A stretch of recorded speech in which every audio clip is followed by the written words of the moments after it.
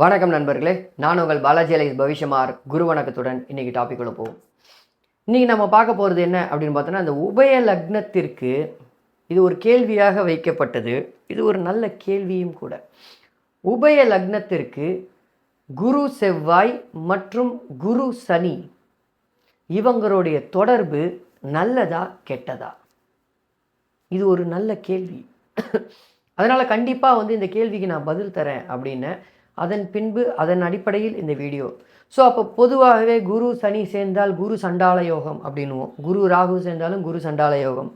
அதே மாதிரி குருவும் செவ்வாயும் சேர்ந்தால் இருவரும் ஓரணி அப்படின்ற அடிப்படையில் குரு மங்கள யோகம் அப்படின்னு சொல்லுவோம். ஆனால் இதெல்லாம் உபய லக்னத்திற்கு பொருந்துமா அப்படின்னு கேட்டிங்கன்னா, ஏன் நல்லாவே பொருந்தும், மிக பிரமாதமாக பொருந்தும் அப்படின்றதை சொல்லுவேன். எப்படின்றத பார்க்கலாம். சரியா? இப்போது ஒரு சில அமைப்புகளை போடுறேன். இது கான்செப்ட்ஸ். ஒரு சில அமைப்புகளை போடுறேன். தொடர்ந்து வீடியோவை பாருங்கள்.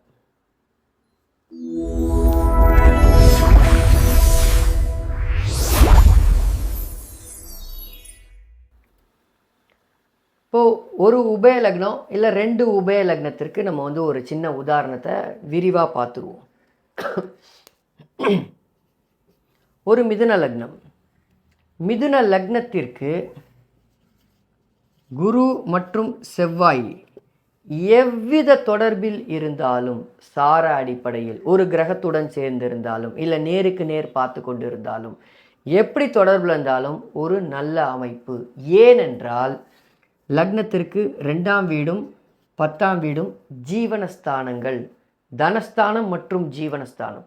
இந்த தனத்திற்கு 9க்கு அதிபதி 10க்கு அதிபதி குருவும் செவ்வாயும். அதே மாதிரி 10ஆம் வீட்டிற்கு 9க்கும் 10க்கும் அதிபதி செவ்வாயும் குருவும். அப்போது ஒரு கிரகம் எந்த வீட்டுக்குன்றது தான் இருக்கிறதுலையே முக்கியம். அப்போ உங்களுடைய ஜீவனத்திற்கும் தனத்திற்கும் அபரிவித அமைப்புகள். ஒரு நேரடி உதாரணமே கொடுத்துட்றேன். புகழ்பெற்ற ஒரு ஜோதிடர், தற்சமயம் முன்னணியில் இருக்கும் புகழ்பெற்ற ஒரு ஜோதிடர். அந்த புகழ், பேரு, புகழ், செல்வாக்கு, தனம் எல்லாத்தையும் கொடுத்தது ராகுதசை.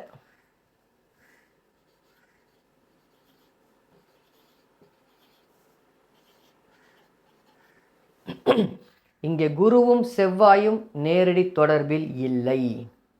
இந்த லக்னத்திற்கு இவங்க 2 பேரையும் தொடர்பு கொள்ளக்கூடிய ஒரே கிரகம் இங்கே ராகு. இது உதாரணம், உண்மையான உதாரணம். இது ஒரு உண்மையான ஒரு புகழ்பெற்ற முன்னணியில் இருக்கும் ஒரு ஜோதிடருடைய ஜாதகம். அதில் வெறும் ஒரு 2-3 கிரகம் தான் போட்டிருக்கேன்.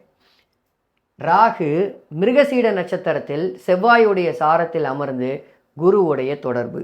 இதாவது இங்கே டிகிரி அளவில் விலகிட்டார் அப்படின்றதெல்லாம் பேச்சுக்கே இடமில்லை. அந்த பாவகத்தில் அவங்க 2 பேரும் சேர்ந்துருக்காங்க. இதான் உண்மை.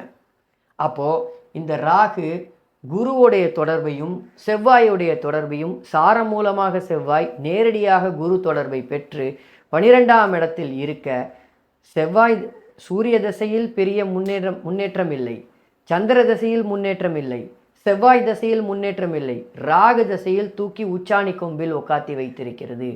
தனம் மூலமாக மிகப்பெரிய அமைப்பில் முன்னணியில் இருக்கிறார் அப்படின்றதுக்கு இது ஒரு எடுத்துக்காட்டு உதாரணம்.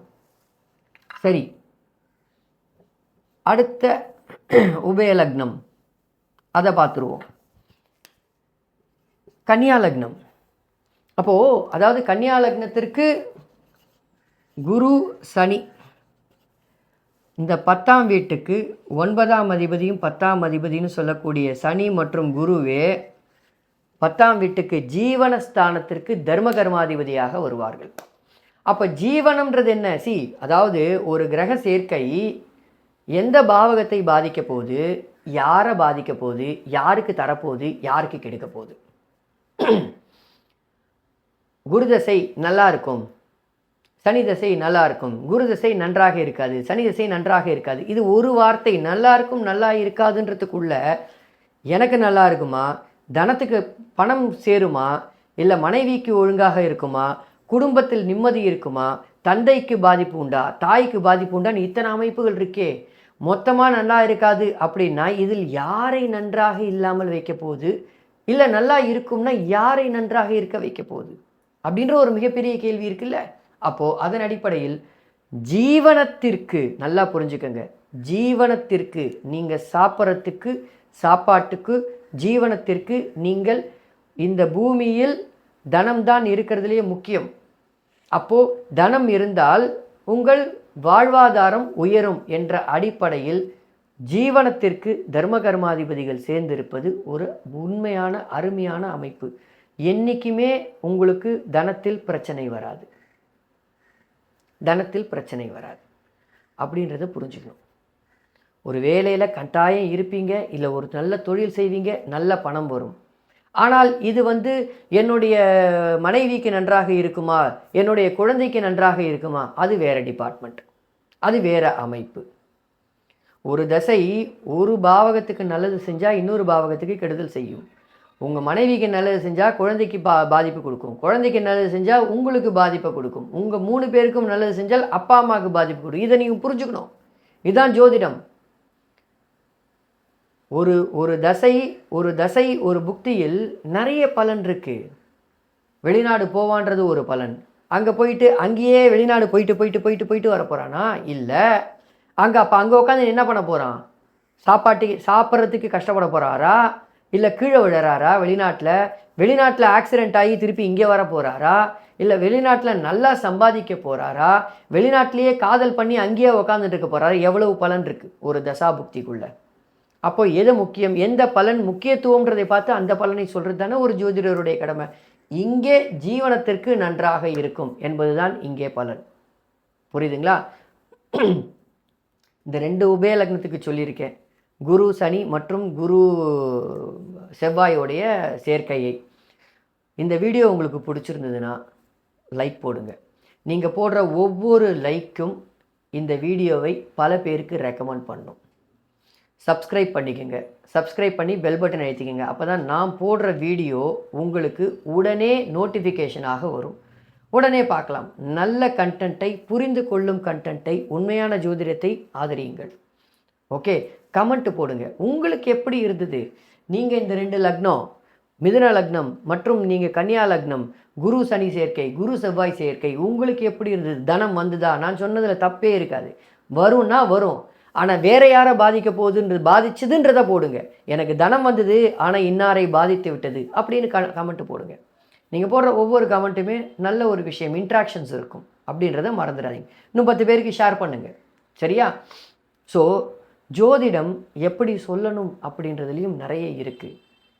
ஸோ இந்த மாதிரி உபய லக்னத்திற்கு குரு சனி சேர்க்கையும் குரு செவ்வாய் சேர்க்கையும் ஒரு பங்கை வகிக்கிறது. நான் இல்லைன்னு சொல்லலை, ஆனால் அது எதுக்கு பங்கு வகிக்கிறது? ஜீவனத்திற்கு நல்ல பங்கு. இந்த காலகட்டத்தில் பணம் என்று ஒன்று இருந்துவிட்டால் வாழ்வாதாரத்தில் நாம் உயருகிறோம் அப்படின்ற ஒரு அடிப்படை. பணம் இருந்துச்சு, உங்கள் குழந்தைய நல்லபடியாக படிக்க வைப்பீங்க, உங்கள் குழந்தைக்கு நல்ல காலேஜில் சேர்ப்பீங்க.